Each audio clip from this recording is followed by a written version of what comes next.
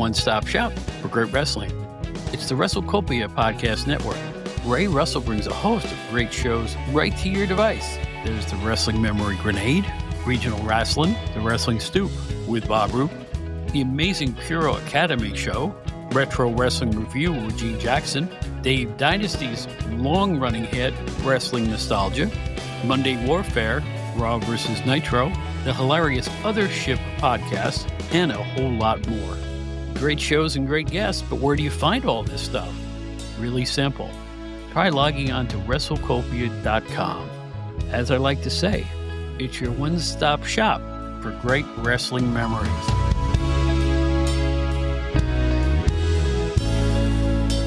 Hey everybody, welcome to the Outdated Wrestling Hour. On this special edition, we've got Lou Kipilman from the Arcadian Vanguard Podcast Network. He's the guy that makes things sound so good. There. I wish I'd known a guy like Lou when I was starting out. Oh, I was one of the early podcasters way back in the old days. I can remember it like it was yesterday. Well, back to the wrestling news. Yesterday, George Hackenschmidt defeated Tom Jenkins in 17 hours and 46 minutes. What is it that develops?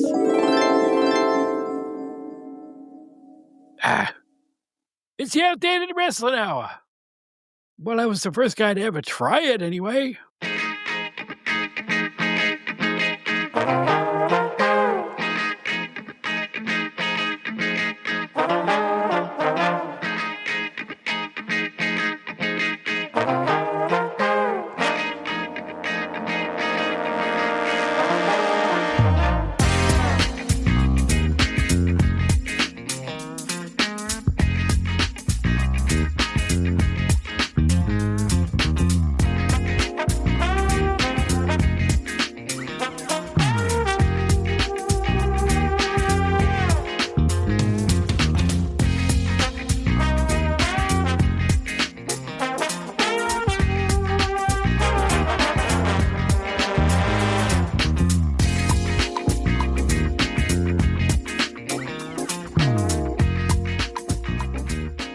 Welcome back, everybody. My name is Bob Smith. You might remember me from the old days with Pro Wrestling Illustrated and the GC London family of magazines, also WCW Magazine and Wrestling's Main Event. It's the Outdated Wrestling Hour. But here's a guy who's not outdated. And on his studio, we have our electronic studio. We all put our names here.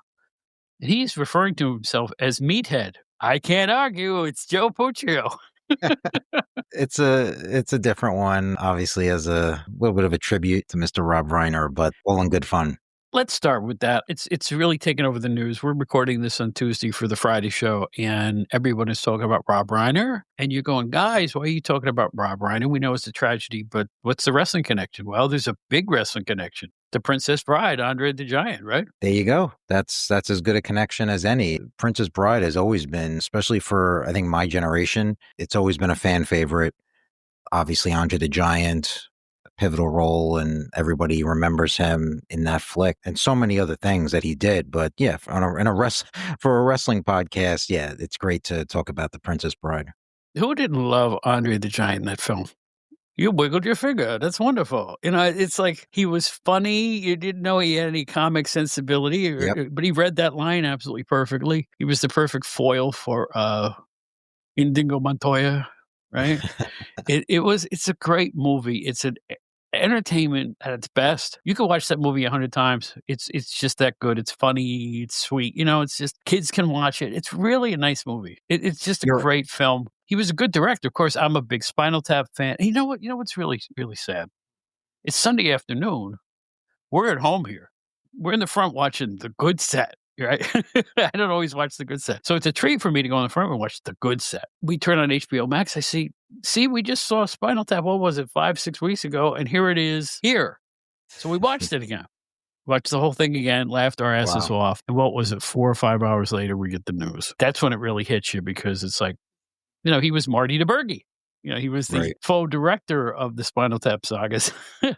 And it's just a doggone shame. We won't go over the grisly details of what happened, But it's a huge loss in the entertainment world, and I don't think I've ever seen this much adulation for somebody today as we talk, right, Joe? I mean, every movie star, every musician, everybody he ever was with is posting all over. People who don't post on social media are posting on social media about Rob Reiner.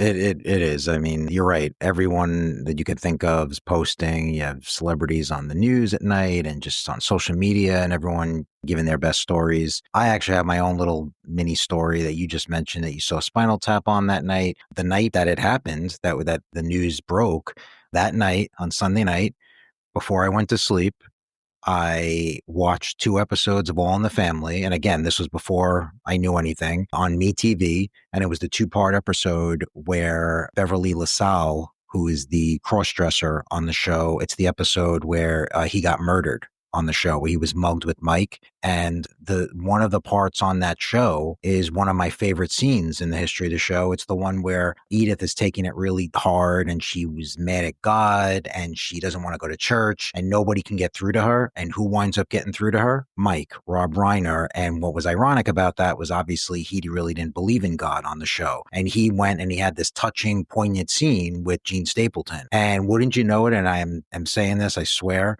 that was the last thing I watched that night. And I was actually thinking about it. I was like, wow, that's one of Rob Reiner's really great scenes on that show. He's had a lot of them, but it wasn't funny. It was just a really touching scene. And I thought about that. Went to sleep, an hour later.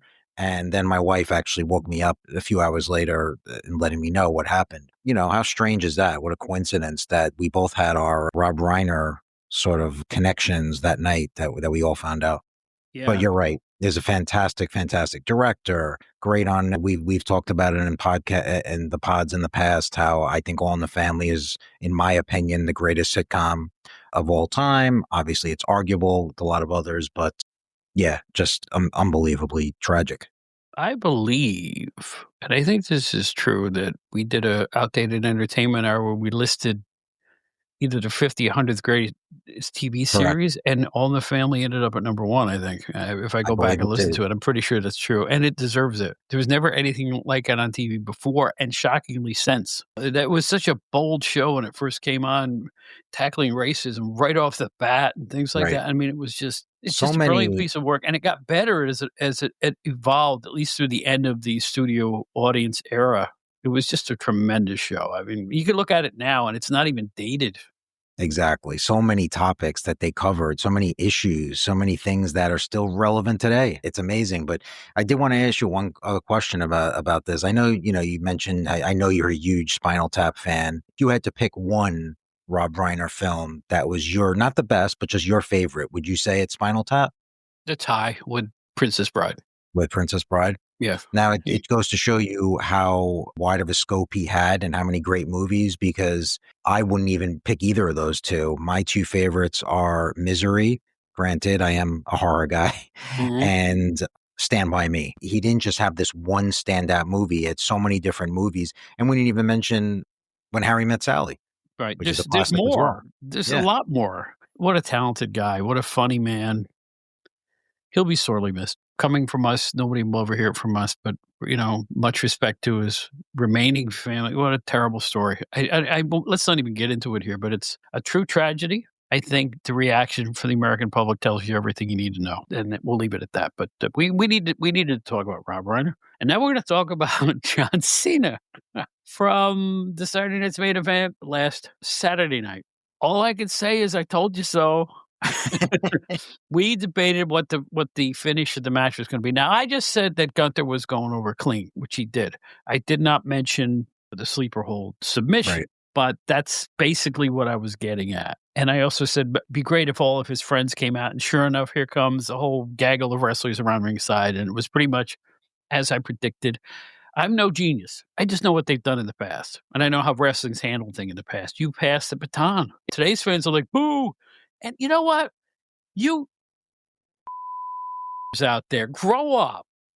I'm seeing stuff. I'm going to cut that expletive out, obviously. The things being written about Triple H on social media, like, it's insane. I can't repeat what I read on social media. The insults and the threats.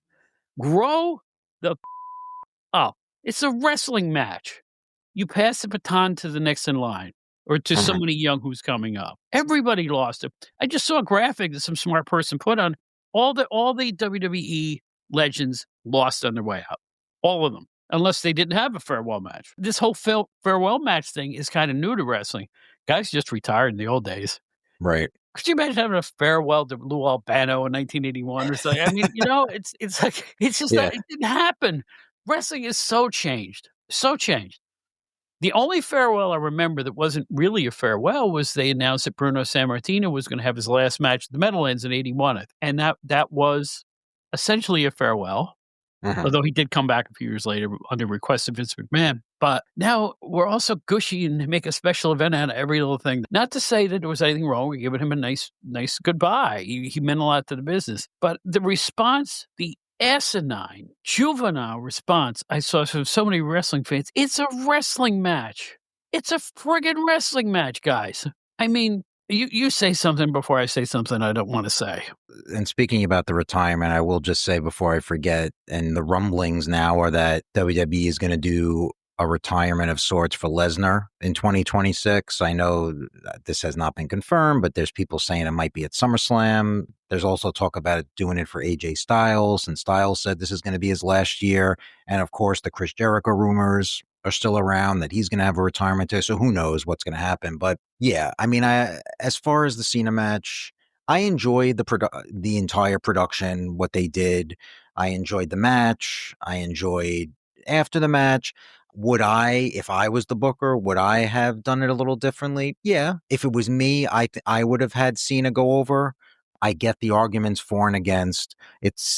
I think the main point that you're making is really the truth, and that's, again, it's not that important. I mean, it's wrestling, Exactly. and it's something that we Yeah. should just enjoy, and just, it's great. If I wanted it to go a different way and you wanted it to go one way, that's great, because we can sit there and watch it and say, oh, I wish this would have happened. Nah, but this is why this happened, and you have a nice friendly debate. But people are Why saying, "Oh, people they screwed over Cena." No, they didn't. Cena was in on it, folks. And it was I'm sure it was a big part of that was his decision, Yeah, wanting to go out that way. There's arguments for and against. I know the age-old argument is losing on your way out. The only devil's advocate part I would put to that is that I know that was more of an old school mentality when there were territories, when, a guy was going to leave and go somewhere else, go to a rival promotion, something like that. In this case, I mean, obviously Cena's not going to AEW or anything like that. It's a retirement. So would it have really hurt Gunther to lose the match? No, wouldn't have hurt. But again, this is what Levesque decided to do. He felt it was good, and I will give him credit for Gunther was pretty over. The heat that he got on Raw on Monday was pretty good. I mean, the fans yeah. really wanted to kill him, and Old school. so yeah, it's old school. So I mean, again, there's arguments for and against. I mean, it's whatever. I don't think it's really going to make much difference either way in 6 months from now. I wrote something down at the end of the match. I was listening intently to the announcers who didn't say a whole lot. But here's something Michael Cole said, and it's a direct quote. Professional wrestling destroyed sports entertainment tonight. Now think about that. It takes me back to the end of the WrestleMania when Cody Rhodes finally won over Reigns. Yeah. And he said, I love professional wrestling. And at the end of this event, he says, professional wrestling destroyed sports entertainment tonight.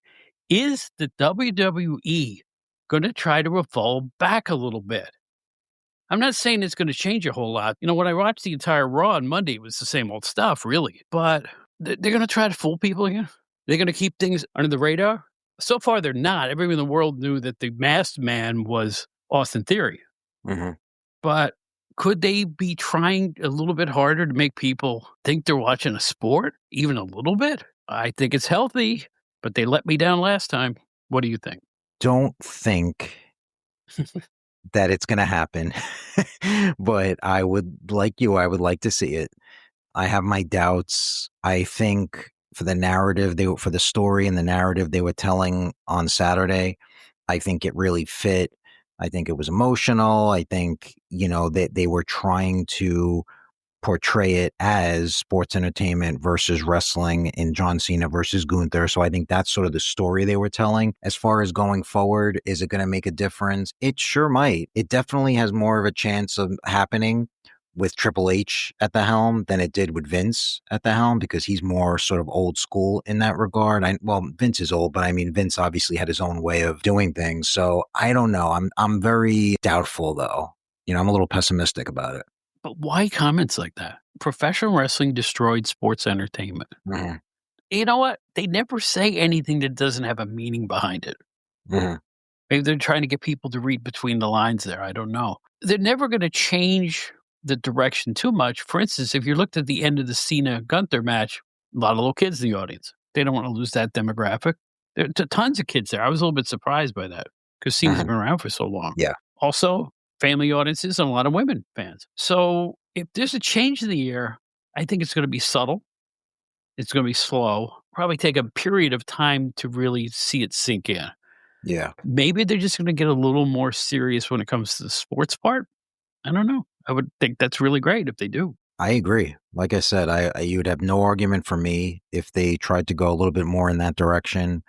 I think it's just that we've been fooled too many times. Like you said, I feel like we've seen the glimpses of maybe they're kind of gonna evolve a little bit, or I should say, go back maybe to the way things were, but I don't know. I just feel like it was for that match. And like I just said, with is the result going to matter? We'll see in 6 months. I think we'll also see this in 6 months. We'll see what they're planning on doing. I do like the idea of the retirement tours for maybe somebody like an AJ Styles. If they do something, obviously it's not going to be like Cena's, but I mean, do something, make it very sports oriented, make it, like you would see in a legitimate sports league. Yeah. But I don't know. Of course, you can't make it a regular thing, though.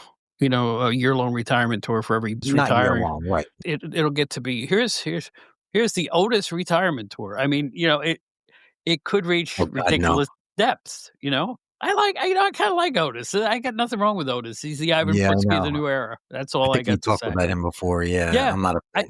you know what? He's been pushed into the background to such a point that he's just kind of there. 2 successive Raws I've seen. You've seen Otis and Tozawa on 2, but they're standing there and they react to somebody going by. That was their job for 2 straight weeks.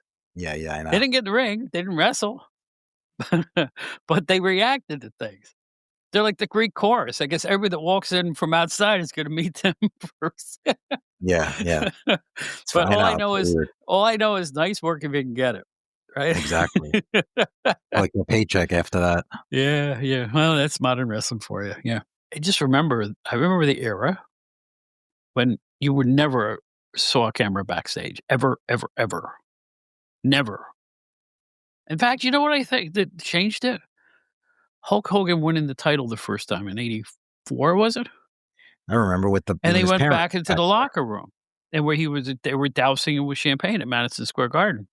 I think that Andre came really out.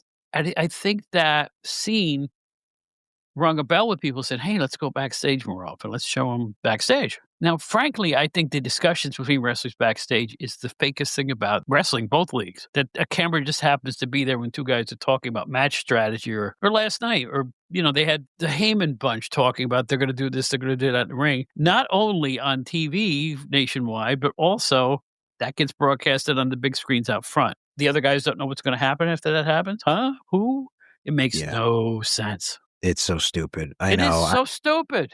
But you know what? It's almost to the point now where it's been done for so many years now, Yeah. and it's done every other segment. They go backstage and do something like this where now it's natural. Now I don't even think about it.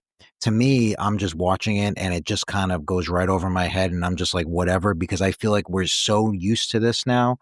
But I agree. I mean, I like when the only backstage stuff you would see on TV would be an interview. Whoever it was, the backstage interview. Let's cut back to Mean Gene, and it's the wrestler would do his interview with Gene, and then they go to the ring, and that would be it. They would. I mean, no such thing as secrets and the cameraman following him, and hey, I gotta talk to you about something.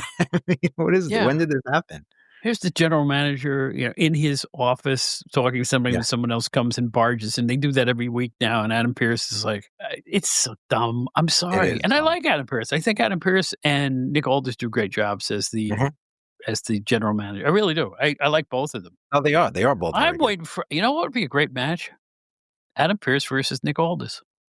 Didn't they? I thought they were going to do that at one point. Well, no, I mean, I thought they were kind of building it up because it seemed like they were Oh, on sort yeah. of like opposite sides, and then they just never they No, they never went never. forward. Fun fact, they're both former NWA world champions at varying times. Of course, I was too. That's how bad things have gotten over there, so no, I know.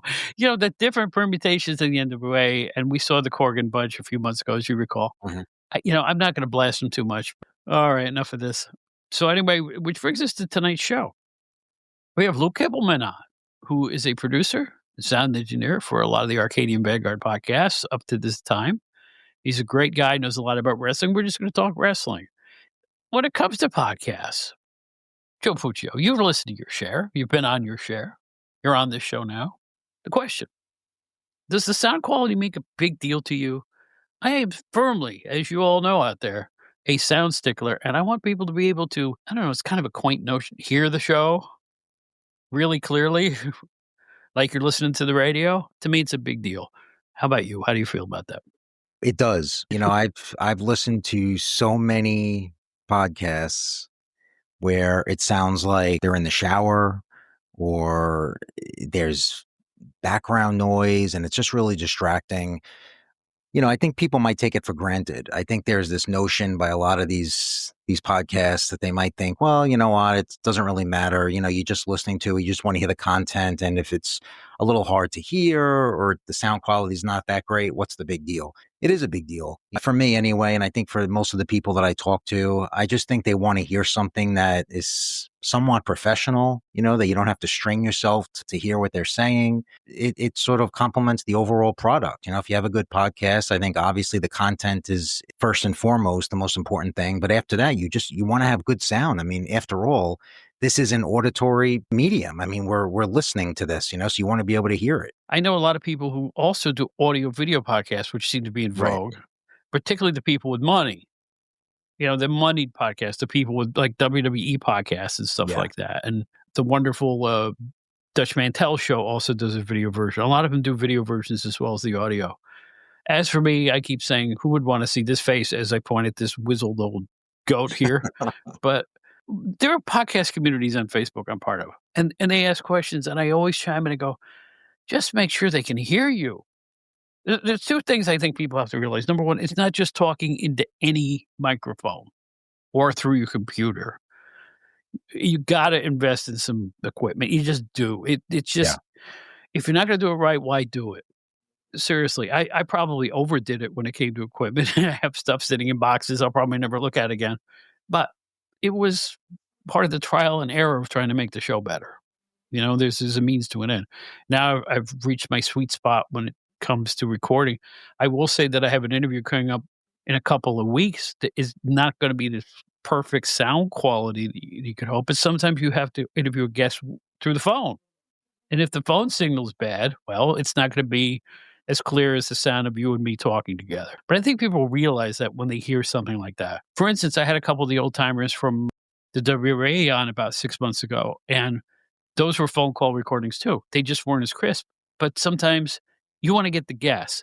And when your guest base goes from age 45 to 85, you got to roll with the punches, you have to. If you really want the guests on, I will go to any length to try to make it happen. I'd rather have sound quality that isn't exactly pristine just so I can get the older guests on the show. I don't know if that makes any sense, but this is the way I look at it. It does. I mean, look, I run into a lot of those same issues in a lot of the interviews that I do for Generation X Wire, simply because I've been known to interview people in their 70s and even 80s. And, it runs the gamut. I mean, I've had a couple that really, really surprised me that were up on everything and they were great. Oh, let me adjust this sound right here. And it sounded great. And then I've had a couple that were not so good, and I was staring at their arm the entire time because they couldn't work the camera. They couldn't do this.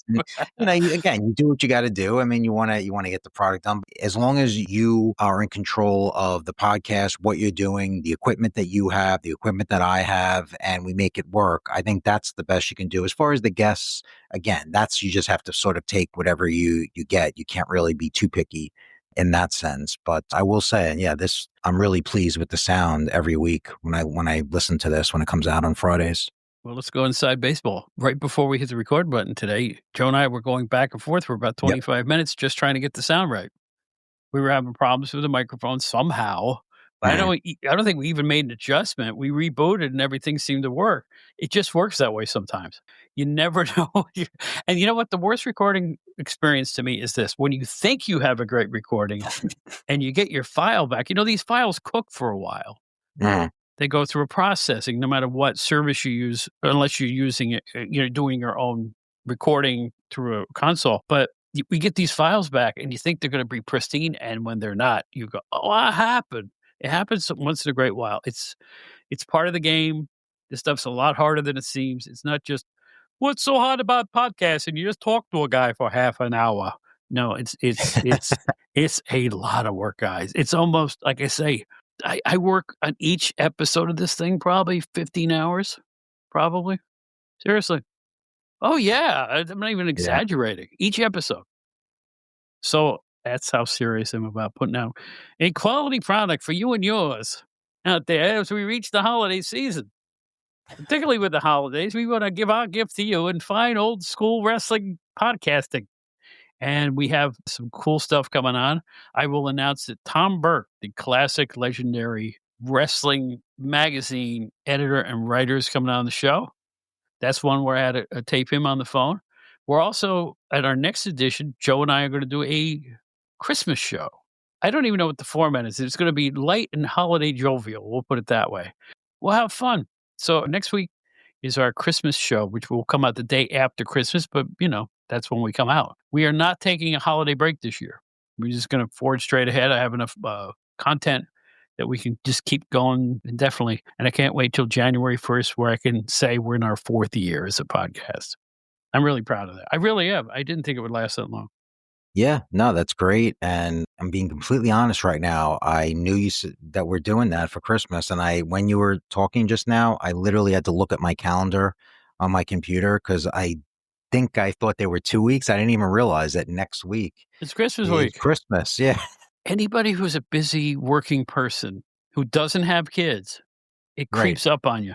If you had kids, you would definitely know it's Christmas. Oh, yeah. Yeah. Yeah. But somebody like me who never had kids, with us, it's kind of like, I love my life, man. I love my life. I am almost like a single guy in that regard because we didn't have kids. And none of my relatives are around anymore, really. So when Christmas comes around, like, well, where are we going out to eat? Yeah. And then we spend a dime, and we go up, we have a really lavish Christmas dinner somewhere. It's fun. And the streets are quiet because everybody's at home opening their presents. We don't have kids, but we spoil our dog. Like For I'm not Christmas? even joking all year, not really just for Christmas, but this dog gets everything. We get the special food and she comes in from the cold and, it's a little bit chilly in the room. Oh, let's bring her in. We wrap around with the blankets and she's sitting on the couch hanging out with us. We basically spoil the dog and that sort of makes up for, which I'm sure we would have spoiled kids if we had them. Yeah, me too. And I love kids. I love kids. I absolutely love kids. But, when we met, I was a musician on the road. It's unfair. I said, I am not having kids and being on the road. That makes no sense. You got to be home for your children. I think that's a very important thing, particularly in their formative years from baby to about 10 or 15 at least. You got to be home for your kids. And I was on the road for 10 years. So, just the way it works out. Everybody makes their decisions in life. I'm not making a political statement there. It's just, it just made sense just to handle things that way. Now we're old and crusty, and I'm down to doing a wrestling audio podcast. So what are you going to do? I'm starting to buy things like going to the big pharmacy with all the stuff with handles on them, and I'm buying sitz baths and Epsom salts. I'm just getting ready. Everything's fine. I don't need them. I'm just getting ready. Gotta be prepared. Yeah. What else do I need to buy? Corn plasters? I have no use for them. I'm just going to make sure they're there the minute I need them. Right. Besides, everybody's going up. All the prices going up in 2026. So I want to get my corn plasters while they're still cheap. Oh, anyway. Okay. Joe, tell us about what's right now your newest thing on the generationxwire.com website. The website, about entertainment that isn't run of the mill. Yeah, we've had a week or two of a little bit of an absence of some new content, I guess, for the holidays. A little tougher to book interviews and things like that during the holidays. But I know the next thing we're going to be reviewing the new Larry David book. Be speaking with the author imminently about that, so that's on the horizon, and definitely have a few other things coming up. This is really, I don't even know if you remember this. Do you remember there was a Gidget reboot in the 80s? So you remember the original Gidget show, but you remember there was a reboot that was on for a few seasons in the 80s? Gee, I missed that. Yeah, I'm sure. I mean, I know a lot of people probably did. I mean, but anyway, I mentioned that because the actress who played the new Gidget, and she was in a bunch of things back then, Karen Richmond, I'm going to be speaking with her soon, so we'll do a feature on her. So again, in keeping with my, in trying to speak to these people who've had great careers in the 70s and the 80s and where are they now and things like that. So I'm looking forward to that. So little things like that are on the way. Let me ask Bob. Hey, Bob, weren't you the one that wanted to see that Gidget reboot? Oh, yeah. I wanted to see that so bad. Yeah, she's a honey, that Gidget. Shut up, Bob. Get back in the kitchen. All right, that's enough of that. Imagine, I can't wait for Gidget. Just right. But you know what? Think of it. That guy would have seen the original Gidget. Wasn't the first Gidget in late 50s, early 60s? It had to be, right? Yeah. Yeah. That's his. Yeah. Imagine if they did a Gidget with Gidget as she is now. She's in the nursing home. Then you hear the beach music start up. Hey, that's all right. Oh, this is not making the show. I'm telling you, it's not making the show at all. All right, folks. This is Joe Puccio and Bob Smith. As we always say, we have great guests here with Lou Kipilman. Count the 9.5, and we'll be right back.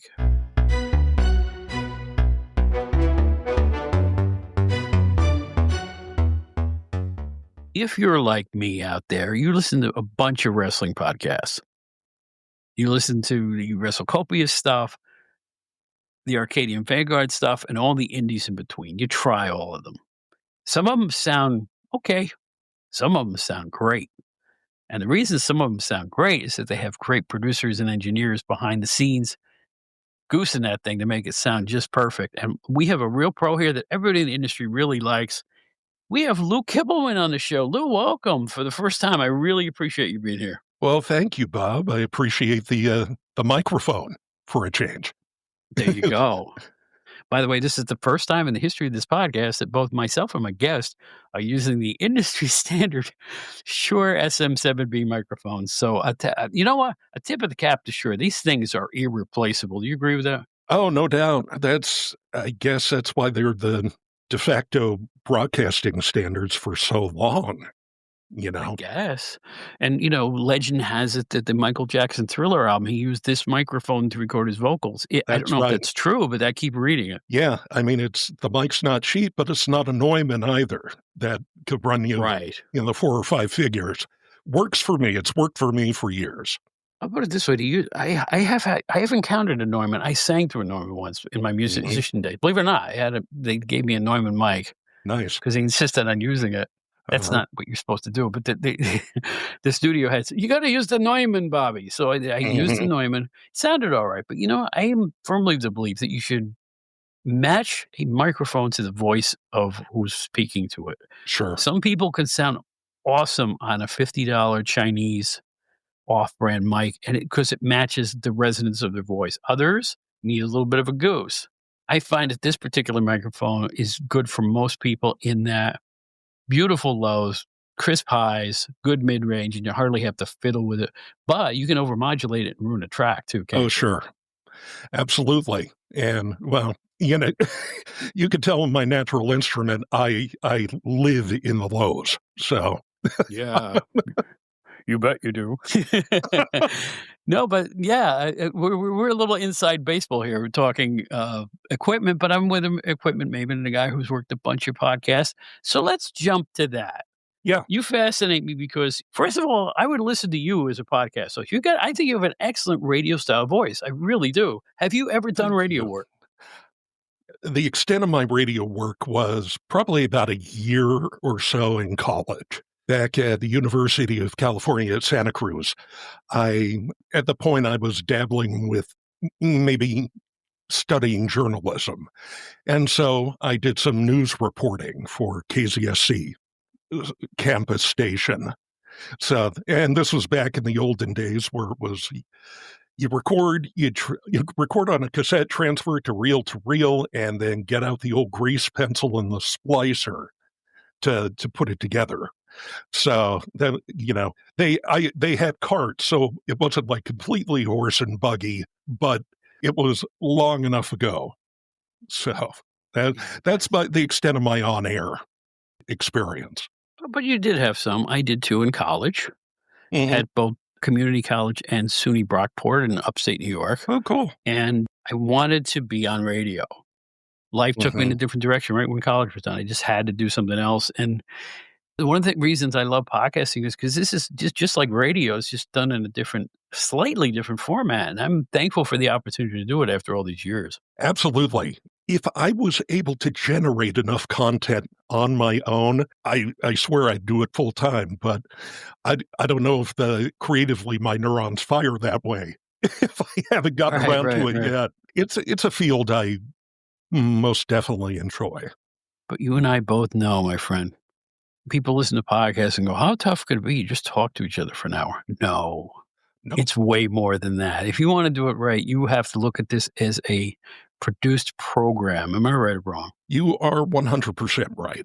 It's a matter of, obviously, with your broadcast and publishing experience, you're able to kind of put it together in your mind, at least. Even if you're interviewing somebody, you know the questions, you know the subject matter, you know how to kind of pack it into about an hour-ish format, and you have all the production elements. So if somebody says, oh yeah, I can do it, I'll just take stock music and put it at the front and the back, let it rip in between, and you're going to have some inconsistency, to say the least.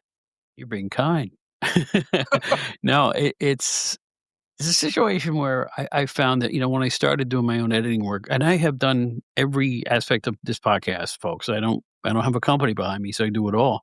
And the difference between me and a lot of podcasters, I love the nuts and bolts. I love it. I love editing. I love doing intros and outros and buying the music. The music that I have on my show is not free. You have to go to certain sources to find instrumental style music that you can use as a theme. People don't realize that. You can't just pluck a record on there. You get sued. Right? Right, Lou? Oh, exactly.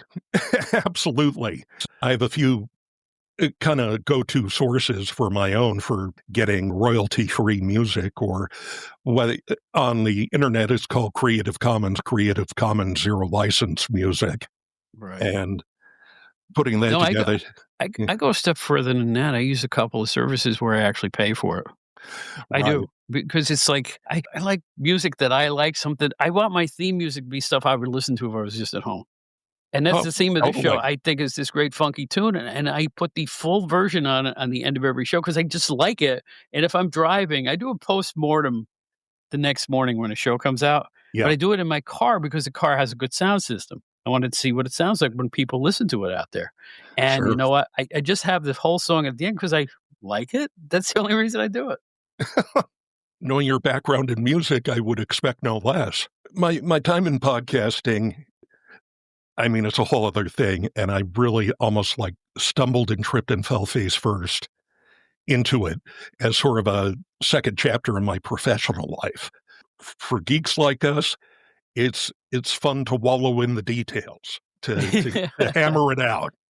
Yeah, I agree. No, so you brought up a good point there. Well, I'll let you expound on that.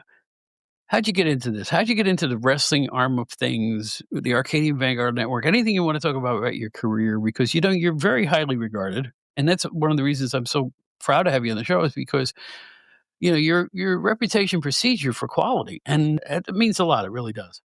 Well, I sincerely appreciate it.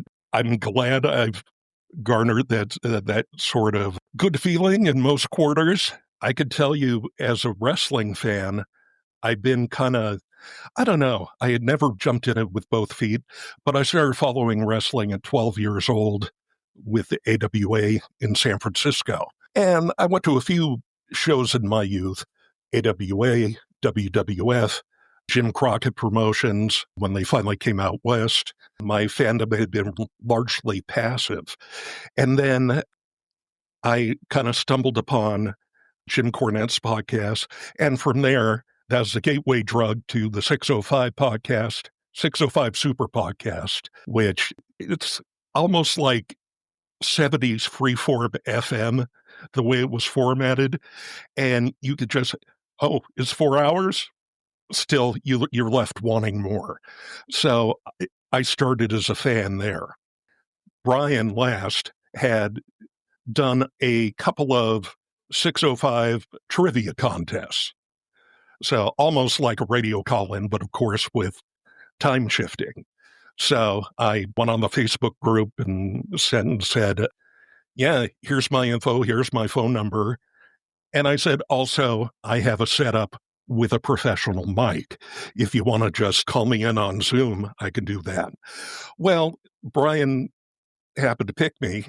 He called me on my cell phone, which was fine, but it was me, Brian, and Howard Baum. Howard was kind of familiar with my presence in the Facebook group, so I kind of like to think that he's the one who kind of originally put me over in this trivia contest. And I got to display enough charisma, I guess, so that I made an impression upon some of the listeners and on Brian. And so after that, Brian had stumbled upon the spec script for the biopic of Vince McMahon that never got finished. I don't think it ever got off the launching pad. It was called Pandemonium. You know, thumbing through it, it was really a self-parody. The writing quality was a stinkeroo. And Brian contacted me and he said, well, you'd like to play he set up an idea called Pandemonium Theater, where he put it like a serial in different chapters over the various episodes of 605. And he said, do you want to be the narrator who reads the film directions? It's almost like stage directions. And so I did that and got a positive response from that as well. I also happened to tell Brian that I was taking classes at the City College in San Francisco because they have free tuition for residents. And I thought, okay, at the time I had been unemployed or underemployed for at least a couple of years. I had previously been in the tech industry, web design, web development for almost 20 years. And I was total burnout. And it was hard to get a foot back into that. So I thought, okay, I could try to be a lifelong learner. I can get into at least broadcasting to develop skills in audio production, video production, internet production, content creation, as the kids call it. And that was really kind of beneficial to me because Brian remembered that. And he said, okay, how you'd like to produce a couple of the podcasts under the Arcadian Vanguard umbrella. I thought, oh yeah, that'd be great. So I started off with Breaking Kayfabe with Baldwin and Barry and Stick to Wrestling with John McAdam and Sean Goodwin at the time. And that's where I really got my feet wet and got to learn, got to make mistakes, and got to polish my skills and the podcasts themselves. And I've been with Arcadian Vanguard now for 7 years. In that time, the portfolio has kind of expanded and contracted. At one point, I was doing Baldwin and Barry, John McAdam, somebody you know, John Arezzi, the Pro Wrestling Spotlight Then and Now podcast with Brian Last, Ron Fuller's Studcast. Yeah, at one point I was doing about 4 or 5 different podcasts. And it's kind of contracted since then. Baldwin and Barry went to Patreon only, and then that podcast sort of sunsetted. They're back on YouTube now. I wish them all the luck. I'm not involved with it, but right now for me, it's just Stick to Wrestling with John and more frequently than occasionally Steve Gennarelli. Mm-hmm. So that's my my podcasting CV in a nutshell. There you go. Well, Mr. Lass has a standard for quality, and all his shows sounds great, and both content-wise and audio-wise, which means he's a smart guy because you can't have one without the other. Do you agree with that? I definitely agree. And I think in terms of the podcasting becoming a big business in the last, especially the last 10 years, but probably 10 to 15 years, you have podcasts that are produced by broadcast professionals, bankrolled by big media, and that's, it's certainly raised the bar in terms of what is expected by the consumers or the listeners. Consumers is kind of really, I don't know, almost a negative term. People expect good quality. I'll put it this way. A lot of podcasts out there, because you're a wrestling fan, and you'll listen to it, and it might, I don't want to be unkind, but the quality might not quite be there, but the content is eminently listenable. So I feel like the field of pro wrestling, at least, there are soft expectations in terms of audio quality. Nevertheless, Brian Last is a stickler. He worked in the music business. So I think his ear is particularly attuned to audio issues. In the past, there have been times where I may have dropped the ball quality-wise, and he will let me know in no uncertain terms. So, I mean, those were good learning experiences. I try to keep the quality at a good baseline for each episode. It's a week-by-week thing. Have you ever helped record an episode and you go, that was fine, thanks everybody, and then you listen to playback and you realize you got a major problem and your head goes, what do I do now? Have you ever had a moment like it? Because I know I have. Yes. Of course you have, of course. And it couldn't have been at a worse time, because it was the one week where Brian couldn't be there to record with Jim Cornette. And I was called in to be the guest co-host for Jim Cornette's drive-thru. I had to suppress my fanboy urges to not totally slobber all over Jim. And then I was recording as well. And then in the production workflow, I was kind of recording hour by hour, sending it off to the great producer of Jim's podcast, Jason Accaretto. And then in the middle of recording that episode, I get feedback from Jay saying, there are bits of audio, there are gaps. There are almost like Rosemary Woods Watergate tape size gaps. Not 18 minutes of silence, but it would just cut off at one point and just go 5 seconds into the future. And this was just an indiscriminate, arbitrary thing based on the software I was using. That's when the lights go dark and you can only hear your heartbeat.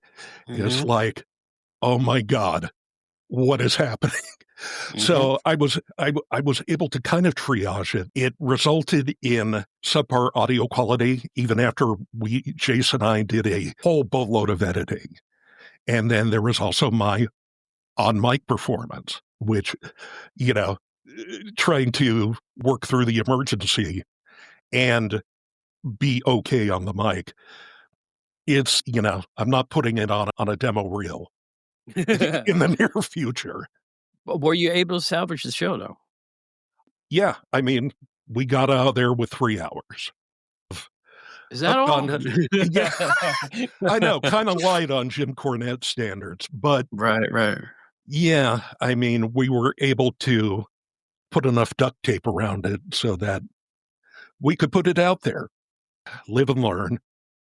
I know that Mr. Cornette probably has never heard of this podcast, but I will say this. He's the only guy in wrestling podcasting that can do a 3-hour, 45-minute show, and you shut it off and you go, not a minute wasted. Exactly. He is, to paraphrase Seinfeld, a master of his domain. Eminently. Yeah. He knows the razzle-dazzle, he knows the steak and the sizzle, and executes universally well. He is the guy. Well, I will openly state I'm trying to forge my own path. I don't copy anybody, but the one thing I do try to copy from Jim Cornette is attitude. Mhm. Like, I do entire shows without notes. I try to just talk, if the conversation veers off to Carvel ice cream, we'll just talk about that. Sure. I just think that the best podcasts, and not just in wrestling, but podcasting in general, are good conversations. And the listener feels like they're eavesdropping at two guys at a bar having a good conversation about a subject that they just happen to be into. You ever do that? You're in a bar and you go, "Oh yeah, I don't think that guy knows his pitching," but you listen to the conversation and enjoy it. I Yeah, think that's what podcasts really are, where you forget you're recording with somebody and you're just talking. I think so.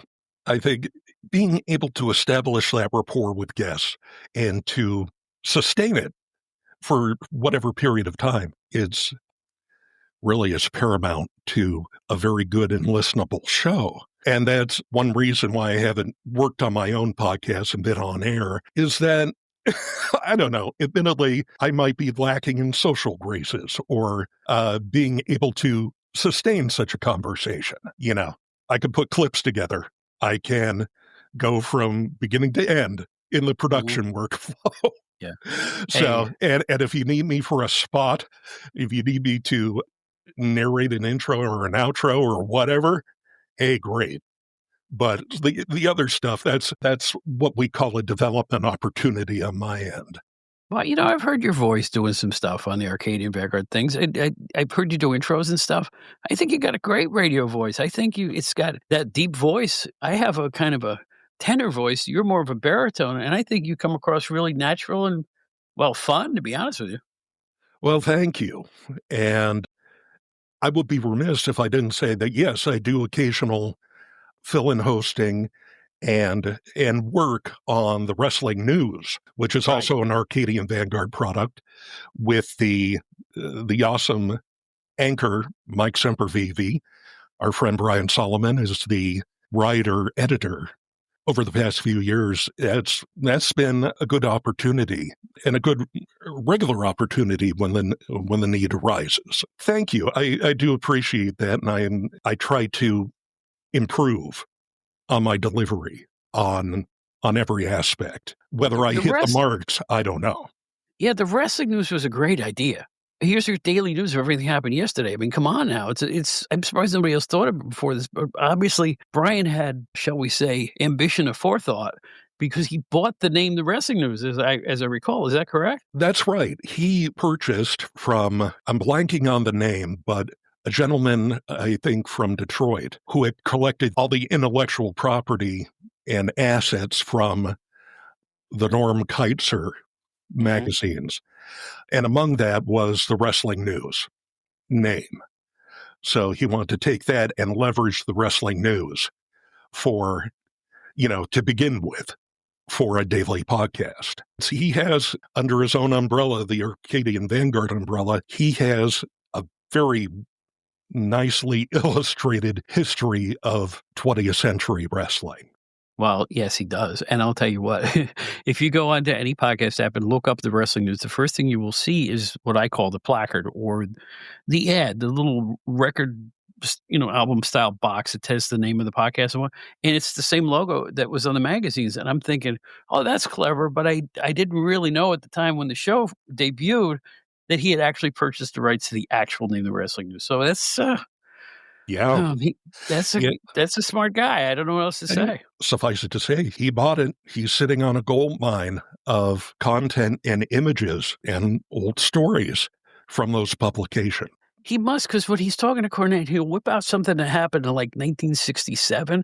I'm like, "How does he know that?" I Yeah. would expect Cornette to know it, but Brian knows it too. Where did that come from? And as it turns out, he's, one of those knowledge guys. He doesn't come off like one, but apparently he's read everything that there is to read about pro wrestling in the last 50 years or so.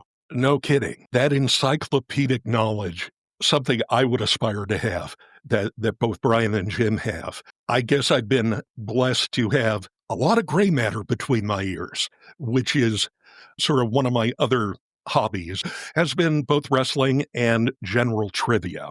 So I've been on game shows. I've been a phone-a-friend Who Wants to Be a Millionaire. Are you serious? I'm serious, man. All right, now wait a minute. You said you've been on show. Tell me more about the trivia shows and all that stuff. You've kind of Sure. rung my bell with that. Yeah. So this was in the late 90s on Comedy Central on cable. They had a game show called Win Ben Stein's Money. Ben Stein being the deadpan actor from Ferris Bueller's Day Off. He was also on the Clear Eyes Eye Drops commercials. And he started off working in the Nixon White House. So he has a varied career, and he is a smart guy. So they built a quiz show around him where there was a $5,000 budget for each episode, and he was doggedly kind of defending that so that whatever was left over at the end of each episode, that's his salary. Mm-hmm. So I got to be on there. The format was like 3 contestants, narrowed down to 2, narrowed down to 1, and then at the end it was a head-to-head best of 10 round. I was lucky enough to make it to the best of 10 and tie Ben Stein. So I got a couple $1,000 out of it. And also cultural cachet, because a lot of people like the show, including me. So I was able to coast on that for a while. A couple of years later, I tried out for Who Wants to Be a Millionaire when it moved to daytime. I didn't get on, but I ended up striking up a conversation with the guy behind me who was a firefighter from Southern California. He road tripped up the coast with his family to each of the West Coast audition spots, tryout spots. And he eventually, by the time he made it to Seattle, he got on the show. And he got my phone number. He said, if I get on, I want you to be one of my phone-a-friends. And yeah, wouldn't you know, at the $16,000 question, he did the phone-a-friend, and he decided of the list of 5 people to lean on me. So that was cool. And all right, now let's get down to the nitty-gritty. Yeah. Were you able to help him? Technically, yes. Okay. I would say parenthetically, I wish I had been more solid in my knowledge, because I had the right answer, but I was kind of equivocating to where he had to use the Ask the Audience lifeline afterward. It was, and in retrospect now, having been to 5 Cauliflower Alley Club reunions now, I feel like a dope that I wasn't more secure in my answer. The question was, which card game uses a board with pegs to keep score? And that answer is cribbage. They have a cribbage tournament each year at CAC. That's what I thought. But of the 4 answers, I wasn't absolutely dead solid sure of the answer. I was correct. He got the money. That's right. But he was out of lifelines by the time he got to the $25,000 question. So he walked with 16 grand. I'm glad I was able to help. Could be worse. Yeah. Right. It could be worse. You could have said kumquat or something and had him buzzard off the show. Yeah. So it all worked out fine. I could have said, C, pinochle. Right. And I would never live it down. So, yeah. So how long you been at this podcasty stuff? How many years has it been?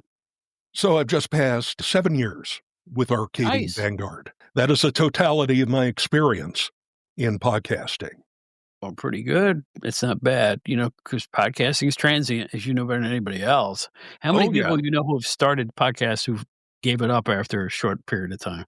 Oh, well, I mean, to the point that it's so common that in the podcasting vernacular, there's a well-worn term, pod fade. That's where you start off, both guns a-blazing, all the energy in the world, and then after having to try to do it on a consistent, regular basis, energy wanes. It might be more and more time between podcasts until eventually you're on permanent hiatus. People I know personally, they're pretty persistent.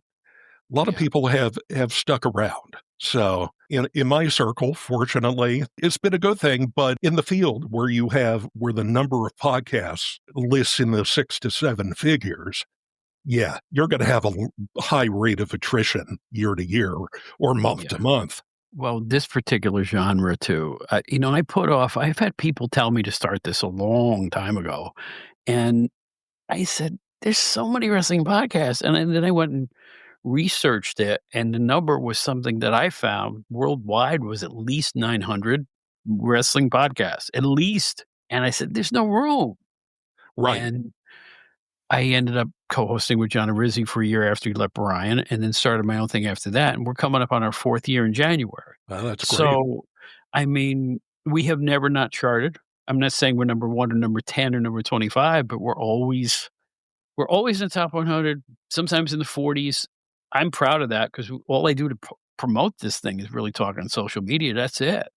And Yeah. the word of mouth has been beyond my wildest dreams. It really has been. So I'm really happy that people like you you consider me a peer, and I consider that to be the greatest compliment I could have. Well, absolutely. You put your foot in the door, you have the background, and you have the bona fides that, and you have the initiative. You were able to start that going on your own. And by your professionalism and force of sheer will, I would think, you've been able to parlay that into 2 podcasts going on a regular basis and charting regularly. That, that Yeah. is, you cannot underestimate that. The most gratifying thing for me with the podcast is that, gosh, I don't know if you know this. I think it was year 2 of the podcast. Oh, one was WrestleMania in Philadelphia. That was just 2 years ago, right? Or was That it year was before last? number 40, I believe. Yeah. And that was year before last, right? The last one. Yeah. NPR called me. Oh, I did an NPR guest shot in Philadelphia about the impending WrestleMania coming up in Philadelphia. So I took an Amtrak to Philadelphia, went to WHYY Studios, Yep. and saw the most beautiful radio station studio I've ever been in. I've been in a bunch of them. I'm sure the house that Terry Gross built. Yes. Yeah. But I'll tell you what, when that happened, when they picked me out of a lineup out of nowhere, I said, I must be doing it right. I must be doing it right, because it's like, to have that happen completely out of the blue is stunning to this day. I kind of pinch myself, because they could have contacted any number of podcasters to do, but they chose me. I'm still stunned by that. I would wear those laurels out to get groceries and around town if that happened to me. So Yeah. I think And I was going to say no. Really? I was going to say no. And my wife is a Terry Gross fan, right? And I go, I got this email and a phone call from WHYY in Philadelphia. They want me to come to Philly and talk about WrestleMania. I don't know if I want to take a day off. She said, "What?" She was like, "It's NPR. What are you, crazy? Yeah. Do whatever you have to do." And I said, "You're right." So I did, and it was a wonderful experience. That's great. So did that shot appear on All Things Considered or Morning Edition? No, it was, something? It was one of the morning shows that is syndicated and did have it's based in Philly primarily, but it was available to everybody around the country via the internet, and it's still up, posted somewhere, and I can't remember the name of shows we're talking right now. Okay, I'll have to look that up, yeah. Yeah, it's really, you know what? Type in Bob Smith WrestleMania, it comes right up on Google, bang, it's the first thing you see there. Cool. And yeah, it was quite the thing. It was the most magnificent. You've seen your share of radio studios. This thing, I think, had seating for a dozen, a big round table. Oh, yeah. And everybody had a top of the line mic. You just sat down, put your headphones on, and wailed. It was just, Radio Nirvana, man. It was fun. No doubt. And, especially being in modern radio studios. Yeah. They're the big independent media, the public media station here is KQED. And I've never been in there, but it just looks like a temple to public broadcasting from the outside. Mm-hmm. I also volunteered for another public radio station called KALW. It's owned by the San Francisco Unified School District, and for years they've been headquartered in one of the high schools in the city. And it's just no bells and whistles, nothing. But the stuff they put out has been tremendous. Mm-hmm. And in fact, they're building a new studio downtown that they're going to move into. But that's really why I truly appreciate and listen to public radio and, public media, because they can do things with a big budget or a shoestring budget. But I think especially in these times now, it's a great independent voice that needs to be heard. That's probably something we could talk about with the Outdated Entertainment Hour, perhaps. That's right. but you know, I would beat the drum for that everywhere I could go. Yeah. It's important to me too. Yeah. And So, I'll let you in. I don't think I've told anybody about my so-called shoot job now. uh-oh. So, yeah, on a part-time basis, what I've been doing for the past couple of years has been operating live streaming and covering live various like local governmental meetings in the suburbs here of the San Francisco Bay Area. So, in fact, yesterday I was working 14 hours covering shifts on 2 meetings. So I'm there at the local level, seeing what's, where are the important things in the city council meeting or the pedestrian safety front or environmental issues, and just being there to, to help record it, to help kind of chronicle it. It was a job I fell into because it's media related, but Mhm. I've come to learn that it's very, very important to be civically engaged. And it's interesting to see the same familiar cast of characters who are there and making things happen. So it's interesting to be an eye on that, so to Mhm. speak. Hey, you know what? Wrestling show. Let's talk a little wrestling. Yeah. Now I know you were an AWA guy growing up, Yep. apparently, and tell me about your fandom even before you got into business, how often you go to a live show, and what made the bell go, "Ding, I really love this stuff." What got in your head that made you really fascinated by it all?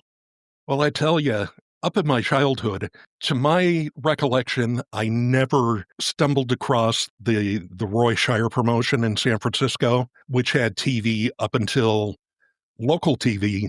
It ended in mid '79, and then Roy Shire trucked in TV shows from Portland, Kansas City, and then finally Florida. I had no knowledge of it before then. I wish I had in retrospect, because it's a great, great tapestry of history and talent from the San Francisco territory. I was 12, flipping channels on a Friday afternoon about 5 p.m. I turned on channel 26, which was a multilingual, more Asian heavy sort of channel, just at 5 o'clock in English, in color, AWA All-Star Wrestling. I thought, okay, well, I'll stick around and watch that. And it happened to be the TV where Bruiser Brody, or King Kong Brody as he was known in the Midwest, it started in the territory. And on the same show, he really waylaid Greg Gagne and Jim Brunzell, just laid him out, kicked Brunzell in the nuts, did his knee drop on Greg Gagne's leg. He was put over heavy. He scared the bejesus out of me. But on the same hand, that hooked me. That really hooked me. That's what sparked my fandom in wrestling. Let me just say this one thing. What is it about professional wrestling that it can repel you and attract you at the same time? You obviously were aghast at the fact that this man was beating up 2 other human beings, Yep. but the first thought in your head is, "I wanna tune in next week and see more." Am I right or wrong? That's the duality of it at the Mhm, root of it, of fandom, of wrestling, mhm, is that, okay, it's a car wreck, but we got to stick around for the next car wreck, see if mhm, that could get topped, or just to see, okay, who's Brody going to destroy next? Or can somebody, go toe to toe with him? Which in this case, Jerry Blackwell. They had some great, great brawls.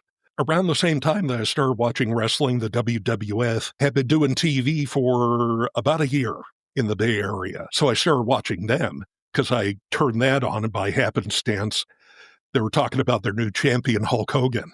So I'm like, mhm. okay, 2 promotions. A year and a half later, Jim Crockett Promotions started showing Worldwide Wrestling on there. And I'm like, oh, that's Dusty Rhodes, Ric Flair. These are the guys I've read in the magazines. And that whole style of wrestling with the mayhem and the blood and the grudges, that just took it up to the next level for me. So that I think I want to say the first show I had been to was, of all things, a TV taping, Wrestling Challenge for the WWF. It was like most TV tapings said at the time, it was an interminable affair. But the dark main event was Hulk Hogan against Killer Khan. And that was great to experience that firsthand. And then I went to an AWA show at the Cow Palace, and you had the old legends like Wahoo McDaniel and Ray Stevens. I'm not 100% sure, but I think I saw Ray Stevens' last match at the Cow Palace, the place that Stevens built. So that's a fond recollection. Even if the AWA was on the wane in 87, it was still cool to check that out. And then to check out Jim Crockett Promotions and later WCW in San Francisco at the Cow Palace, at the Bill Graham Civic Auditorium, seeing the War Games up front and personal. That was crazy. Seeing the Great American Bash or whatever.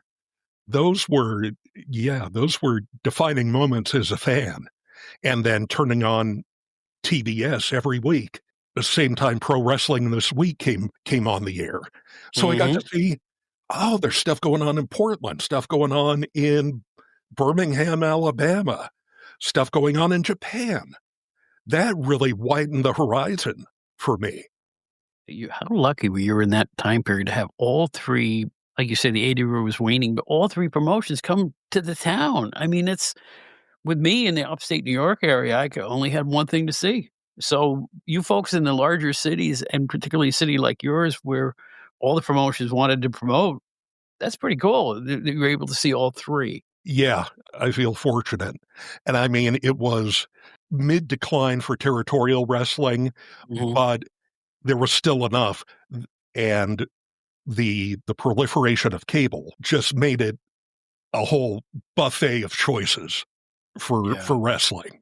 It did. It really did. Yeah. You add world class in there and, other stuff.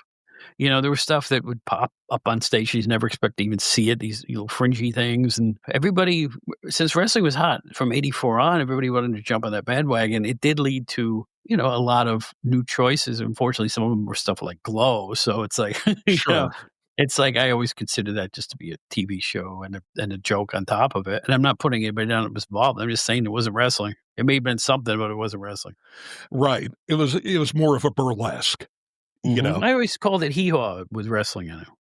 Oh, absolutely. If the hee-haw honey is put on knee pads and not in the ring. Yeah. It did give us Ivory, but other than that, I don't have much to say that's good about it. It's just I found it to be insulting to someone who watched wrestling from 1970 to just basically say, "Here, come watch the fake." I didn't appreciate it. I know. And yet David McLean took it and made a career out of it that spanned decades, even now with WOW. So, some things just cannot be explained, my friend.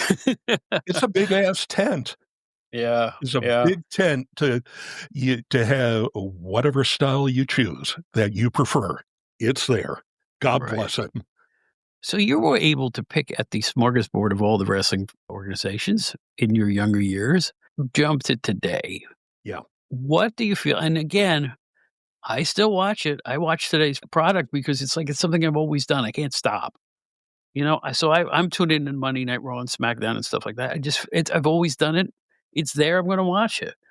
But how do you feel about today's promotions, the style that they use? Anything you want to say about your feelings about today's wrestling? Yeah. I'm almost ashamed to say that, kind of over the past year, starting with Monday Night Raw moving to Netflix, my week-to-week consumption or viewing of pro wrestling has really declined, as has my interest. Thank God for DVRs. I can, if I need to look at highlights for the wrestling news, or I just want to get to the matches which interest me, boom, I can pick and choose. But WWE, people say they're really in a rut right now. I don't disagree. I certainly don't have the budget to attend a live event. The last WWE show I went to was for Raw and SmackDown tapings at the Chase Center back right before the pandemic hit. AEW, I have not seen live. some of their stuff is good. I don't know if I'm fully in the Jim Cornette camp of this is indie level horse hockey. The booking, I could certainly see where the weaknesses are and have been for the last 6 years, but I'm glad they're there as an alternative. It's been interesting to see people there and to see people at AEW who have been on the indie circuit. Another shameful thing, I haven't been to as many live indie events in my area as I would like to, but there are strong promotions out here like West Coast Pro Wrestling that I've gotten to go to a show a couple of years ago. You have people there like people Mike Bailey, Nick Wayne, Starboy Charlie, who made it to Japan, and I've also appeared on AEW. So I'm glad the pipeline is still there. Whether the modern day presentation of wrestling as it's booked, as it's executed, I have qualms. I don't know. I generally keep it to myself because who the hell wants to hear my gripes? It is what it is. And if people like it, they like it. That's the thing. It's like with a lot of the indie groups, it's a community. And there are people there, and they're in the fabric of it. So I'm glad it's still going in whatever state it's in. In my heart of hearts, I agree with that.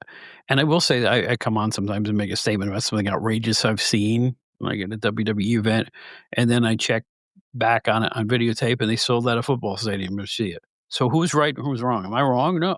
Am I right? No. Because it's like, it's like, they're selling tickets like I have never seen at 2-day football stadium events, and nary a seat to be had. I find that almost shoot, dude, when I was going to see my first wrestling in the 70s, they sold me my tickets out of a cigar box. Yeah. For real. And made change out of the same cigar box. That's how not fancy it was. To go from that in 1977 to what it is now, it blows my mind. I never thought I'd see the day when wrestlers are like movie stars now. They really are. Yeah, yeah. The evolution has been mind-blowing with the popularity. Money talks. It's still there. It's profitable. It's a corporate thing now. And then I reflect on my own age where I'm firmly in middle age now, mid-50s. And I just say, well, okay, I think I've aged out of the key demographic, as it were. Demographic, yep. I'm a year away from the 25 to 54 boundary. So it's like, okay, it's not for me, but it's for other people. God bless them.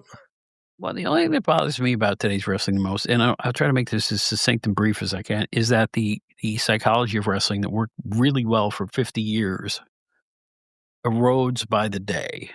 Right. And I think that the competitors take unnecessary risks a lot. Yep. I mean, a real risk to their health and well-being. And I think that they're always going for bigger, louder, more violent. The idea of a 20-minute draw would repel fans today, or right. Winning with a simple roll-up, I think, makes fans go, well, that wasn't a good match. So I just think the entire mindset and how wrestlers are used seems to be the big prevailing thought of the fans today. He's getting buried. He's getting pushed. I didn't know there was words when I was a fan. Sure. I sat down and let it all come to me. Yeah. And I think that the difference in the mindset of the fan, and you'll probably agree with this, when you went to your first wrestling matches, you were rooting for the good guys to win. You were not rooting for the bookers. That's right. Yeah. If you'd asked me who George Scott was, I would have said, oh, General Patton. Or the first baseman for the Red Sox, maybe. Yeah. Oh, there you go. Yeah. Yeah. Was that Boomer Scott? Okay. Yeah. Oh, the Reds. Oh, don't get me started on the George Foster trade from the Giants. That was horrible. Listen, dude, I'm a Mets fan, and now half the team has just walked out, so I don't even know what to say about baseball right now. Yeah, condolences on the polar bear. It's okay. It's okay. All right. But I'm a Stratomatic head. I watch it for the strategy, not for the. I'm a weird fan. Even with wrestling, I don't have favorites. Yeah. I just watch it all unfold. I don't get upset when a player gets traded or gets, signs a free agent contract. I'm just weird that way. I don't wave pom-poms. I'm there to see the sport as the sport. And I don't need to go, I gotta get a picture of him on my wall. I'm not that way. I have one piece of memorabilia that I just completed, and it was about Ed Kranepool from the '70s Uh-huh. because he was my first favorite ball player. I have no other ball player stuff in the house. Yeah. So, I don't know. I'm an old fuddy-duddy, but you know what? I can quote stats to you. I guess that's the difference. There you go. Yeah, yeah. So, but with modern wrestling, I think going back to basics would be a huge asset in terms of, I wouldn't say retraining the fan base, showing them why wrestling was popular to begin with. Personal I issues draw money, keep it logical. They book logic loopholes that you could drive a semi through. Mhm. And it's just keep it simple and make it personal. That's that's really, and keep the workers safe. There are so many injuries now. I think Yeah, I it's horrible. that bothers me more than anything, the fact that you can turn on just a regular wrestling TV show and see guys really doing this risky stuff. I mean, Darby Allin, I don't know how he's walking. I mean, and I have to bring him up because every time I see a clip of him, he looks like he's falling off a bridge or something. It's absolutely mind-blowing. You would feel that you know what bothers me the worst, to be honest with you, Lou? Yeah, Superstar Graham had blood-borne diseases, and it affected the rest of his health for the rest of his life. Now they're right. bleeding all over each other again, and I don't understand why you would allow that. I just don't. Absolutely. Superstar Graham, Curtis Iakea, even Dusty Rhodes, guys who shed blood on a regular basis. Mhm. And now that we know really how deleterious it is to the human body, even at the time, it was not a very healthy thing to do in the ring. But even now, it's like we know better. We know better, and we shouldn't cater to the bloodthirsty folk. You know? Well, here's the deal. Wrestling, even when I got started in the '70s, was always a part of things. And if you picked up a 1975 wrestling magazine, you would think that they were literally carving each other up on every match in every federation in the world because there was blood after blood on every page because it sold magazines back then. It was the mindset. But blood used sparingly is special. If you use blood in every match, it ain't special no more. It's just kind of expected and rote by the third or fourth match where you have blood in it. And for the sake of the health and for the sake of the promotion, I would suggest seriously, blood should be one of every 4 events. I'm serious. It's like it's unrealistic if everybody's being carved open in every match. I just think it strains credibility and it's a Yeah, risk that's not even necessary. I know. On one hand, logically, I'm like, just the other day, I watched off the DVR the women's blood and guts match on AEW, and I saw that too. the blood was cringeworthy. The botch spots were even more cringeworthy. Mhm. So it's like this is a spectacle that wasn't fully realized, I think. But also, I'm not trying to be chauvinistic and say, women shouldn't get hard ways or blade themselves. I don't think anybody should, really, except for maybe rare occasions where perhaps it puts an emphasis on a program or a feud. Then again, I look back on my fandom and it's like Starrcade 83, blood drenched. Starrcade Yeah. 84, even more blood. Starrcade Mhm. 85, blood from the curtain raiser all the way Right. through. Mhm. So it's like, okay, I could walk the talk in my fandom, but that's what it was and that's what it is. It's true. It's like I almost feel hypocritical because, like I say, you pick up a 1970 wrestling magazine, there's blood on the covers and Bobby Heenan's face immersed in blood, and it's My like, God, Bobby. it was what happened to your face? That's Yep. right. And but Bill Apter still gets flack for that one. Old Bill, he I don't know if he took the picture, but I remember he was with the magazines at that point, and he said that thing I don't know if it was a sales thing, but a reaction thing. They were getting thrown off newsstands and stuff like that, and it's like, Uh-huh. it was just a little bit too much, just a little too gory. Yeah, I gotta wonder, yeah, how much negative reaction was for bloody cover shots like that, and how much for the apartment wrestling of the 70s. We don't have time for it now, but I will say that there was negative blowback on the apartment wrestling from many of the wrestlers and promoters. Okay. Number 2, the Bloods thing came to an end in the early '80s when I think London was given the riot act, and it was not the mid, probably the early 80s, and they said, "You gotta tone it down, and we're gonna throw you off the newsstand." Some of the distributors were getting really upset. So Right. you go and besides, the sport was changing by that point. Blood wasn't so prevalent in the 80s, particularly after Hogan won the title. You had to tone it down, so, luckily, they found that handsome men covers like the Von Erichs and stuff sold every bit as well Sure. as the Blood did. So you just kinda turn on a dime and go on with your business from there. Absolutely. Yeah, it was like I didn't follow wrestling magazines all that heavily during my fandom, but you can tell that pre-PWI, the coverage was, the covers were almost like the equivalent of a Grindhouse movie. Yes, exactly, and the content was too.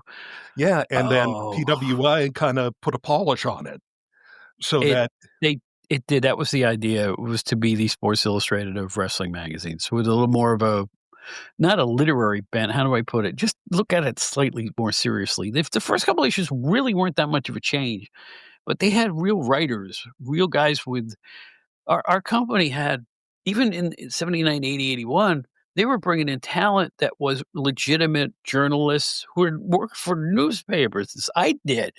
I mean, yeah, the people they were bringing in were really top of the line local sports people.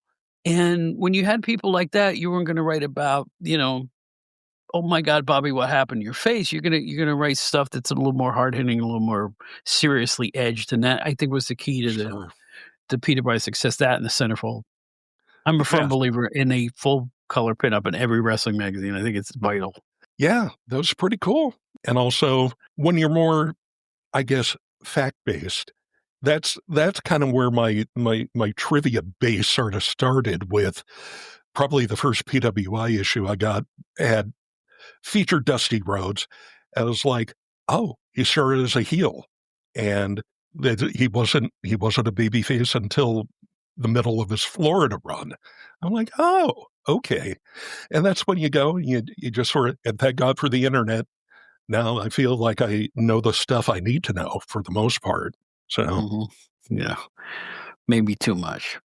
well, yeah, I think one of the most damaging things I've seen about modern wrestling is after the WWE PLEs and they have press conferences, and they simply come out and go, "Well, I try to be creative," and this segment was they're literally throwing the door open, and I just feel sorry for all the men and women of the past, right. from George Hackenschmidt to Hulk Hogan, who did their best to protect the business.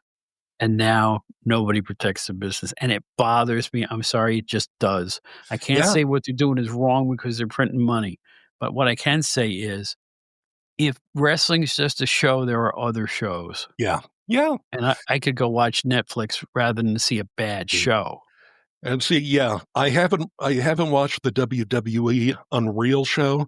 I didn't watch like Rhodes to the Top when Cody Rhodes was in AEW, but it's like I don't necessarily need to see how the tricks are pulled off, Mhm. for the magic. Number two, it seems like with WWE Unreal, it was like they were kayfabing the breaking of kayfabe. You know what I mean? Yeah. So they were turning quote unquote kayfabe into its own kind of commodity in its business Yeah. model. I'll admit, I hated the concept of that show so much, I have avoided it like the plague. I haven't even looked at it, Yeah, and I don't same wanna here. see it. 'Cause you know what? I'd probably wanna throw, my shoe through my expensive TV, and I don't wanna do that. I don't wanna do it. It's Right. just you know what? Thank goodness this is the golden age with YouTube and people who like Dave Dynasty and Chris P. Lettuce, who was Hamstring Alley on YouTube, Oh and yeah. Mario Savoldi has his video library now. Yep. If you wanna go back to 1976, you can go back to 1976. To me, it's like being let out of jail. The Yeah. simplicity of one light over the ring, announcements with the wrestlers in the ring, my friend, and then ding, ding, off they went to the races. And you could see scientific matches and brutal, brutal bad guys getting booed like they should be booed for being bad, Yep. and shut your brain off and have a good time. I love traditional pro wrestling, and I always will, and that's why I do this show. This show is a love letter to old wrestling. It's all it is. It's all I Yeah. want it to be. I tell you, and going through Armstrong Crispy Lettuce's archives, and then also through YouTube, I've certainly gained a respect and a love for what you could consider plain vanilla, but the wrestling at the Chase show from St. Louis. Oh, yeah. It was so consistent and so respectful of the audience's IQ, and that it was presented as a legit sport. Occasional shenanigans while Sam Muchnick was in charge, but just sparingly enough. A great product. And running into and talking to people like Herb Simmons at CAC reunions, it's really, that was a golden era, and I'm glad that people like Herb Simmons are still around to spread the gospel, I guess. You're right. And if this show provides any public service, I'm hoping that it makes people want to go back and investigate some of this stuff and watch it themselves, even young folk. I don't know how many young listeners we have or younger ones, but I'm surprised by what I read on Facebook. Some of the people are like in their teens, not their teens, but like college age kids. I'm like, you're listening to this show? I wish today's promoters would just take a look at some old tapes for booking guidelines, for ideas of. It used to be you could do something as simple as rip up Chief Jay Strongbow's headdress, and you could get 6 months on the road out of that, right? Oh, yeah. It's just that simple, not 8 weeks of yelling at each other in a ring. One act, one betrayal could make a feud that would last sometimes a year. Oh, yeah. Absolutely. And, it's even with the televised product of the WWF from the 70s, very few angles going through on the TV, but they made impacts. And you really can't argue with the gate results during that time. So and I'm glad there are still trainers out there like Les Thatcher, like Tom Pritchard, guys like Bo James who know their history. Yeah, Johnny Rods, absolutely. And who make their students go through the archives and watch back to 61 at Comiskey Park with Rogers and O'Connor. I think the more that they're kind of grounded in those fundamentals and in that history, is the better the product is going to be, the better their performance. Yeah. If I had one wish, and I'll leave it as for current wrestling, I wish they'd just tone it down. I mean, you watch a show now, it's like being locked inside a PlayStation 5. Explosions and noise and loud music and, choreographed entrances where you stomp your foot and the fireworks go off. That's, it's all window dressing. Yeah. But everything is like mixed high. Everything is the bigger this week. This is the greatest match in history. Here's our attendance is the biggest ever. It's like they're climbing a mountain constantly of hype that's almost overwhelming. And I just wish they'd simplify and just show some matches. And that's basically all I look for. That's all I want. Absolutely. And if there's one gripe I have about both wider professional wrestling and the indie level wrestling, cut down on the comedy. I say that comedy and irony goes to die in the modern day wrestling ring. People, they can't cut it, and they try to, and it's just, it's like I say, cringeworthy. So I think, we know it's a work, but don't insult her intelligence. The only funny moments in wrestling were mistakes that the crowd would laugh at. When they try to be funny, it falls right on its face. I've never laughed at a comedy video in wrestling, ever. I know.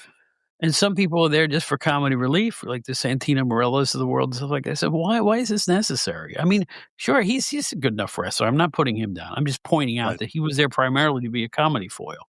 The best things that happened was when, somebody would take the ring robe off, it would fall off the apron or something. They'd look at it like they just lost their puppy or something. Just the stuff that was more natural and realistic. And I don't know. Wrestling comedy is bad. I guess I have a long-winded way of saying it's never funny, ever.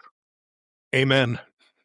It's not necessary. There's another problem in modern wrestling. Well, when you watch any of these companies now, the idea of a match now is to literally obliterate your opponent before you pin him. In the old days, the scientific wrestlers, you wanted to pin him. Didn't necessarily want to hurt him. Now all the wrestlers seem to want to physically hurt each other. Boy, talk about taking the sports out of a sport. That's the biggest thing. No kidding. Like the old kind of hackney sayings is, you don't get paid by the minute. So Right. get the advantage, get the leverage, try to get the pin however you can. And, you don't have to, bring out the cannons and hit them with their finisher, 3, 4, or 5 times. That They just sort do. of it takes me out of it. I think it Mhm. takes a lot of people out of it. But here's a couple old fans complaining, and there's a football stadium full 2 nights in a row. So who am I? Who am I to say it's not edifying because some things in modern wrestling are healthy.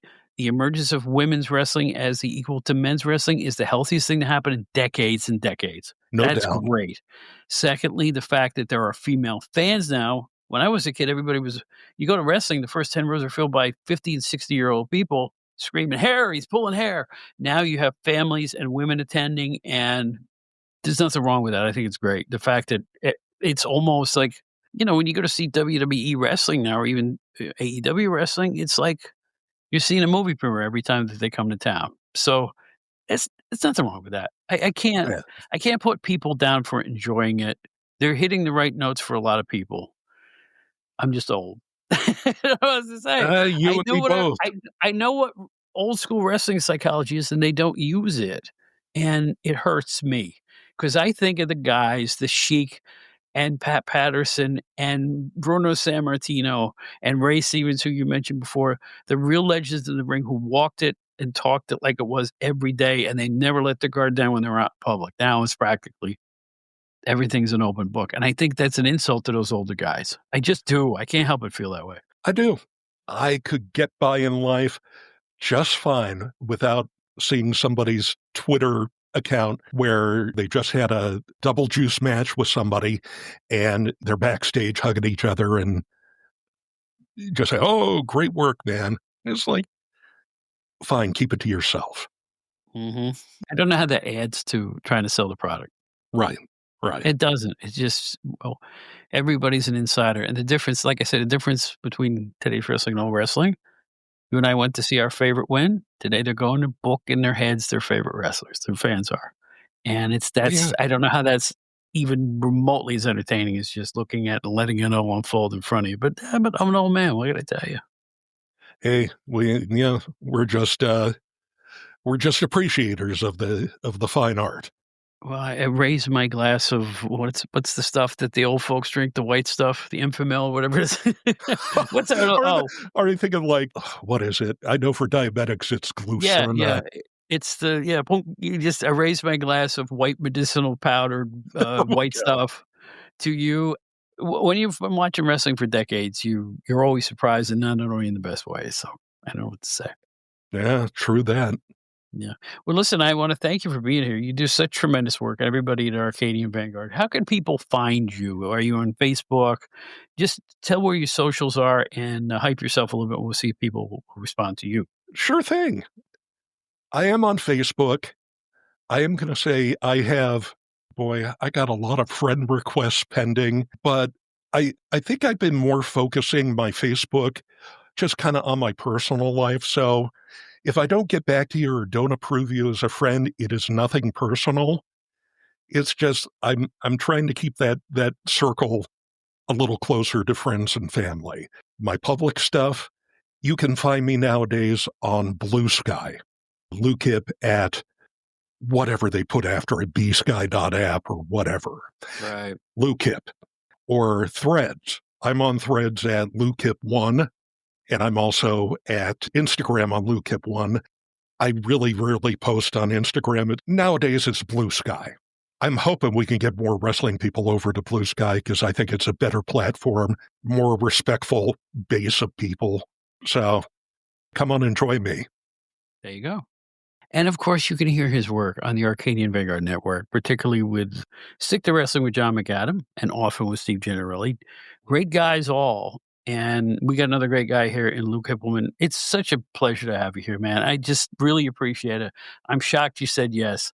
I think this is Why would you be shocked? it's nice. Well, you're kind of a behind the scenes guy, and I don't know if you would want to be just talking about anything at all, like on a podcast like this. But well, personally, I'm shocked when people want me to be on their shows. I'm just the guy with the toolkit behind the scenes trying to make my work as seamless as possible. If you don't know where the edit is, if you don't detect any bad things, I've done my job. And that's what I appreciate. I insist on one thing, though, and this has got to be true. Anybody can be good technically, but your subject matter. And I'm sure that helps in the quality of the product. Because if you hear an erroneous thing, you're going to say, hey, this was incorrect. That kind of thing. You're kind of like a fact checker as well as an editor. I know I am. So that thing's important because, you could hire anybody to do sound editing, but if they don't know Bruno Sammartino from Bruno Mars, it may not come out the same. Well, thank you. I really appreciate that. And for wrestling podcasts out there, the ones I follow, they know their stuff. And if they don't know their stuff, they admit it and they find out what is true and what is actual. So I'm glad we can be there and be accurate. Please say hello to John and Steve for me, if you'd be so kind. Say hello to Brian and Brian and everybody else over there. I'll say hi to all the Brians. I will cover the bases. Please do that. I'd appreciate it. Folks, this is the one and only Lou Kipilman. Come back soon, will you? We'd love to have you back. I'd love to. You know how to get in touch. You got it.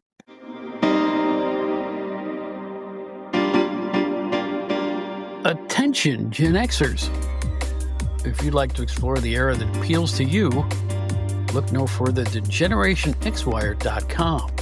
The generation who grew up with the elite in entertainment, music, movies, TV, books, pro wrestling, and more finally has a one-stop destination for all their Gen X needs. From Aerosmith to Batman to the Killer Bees to the Twilight Zone, there's something for everybody at GenerationXWire.com. You won't find a more eclectic mix of pop culture content than at the leading website that specializes in the greatest generation, GenerationXWire.com. Check it out today.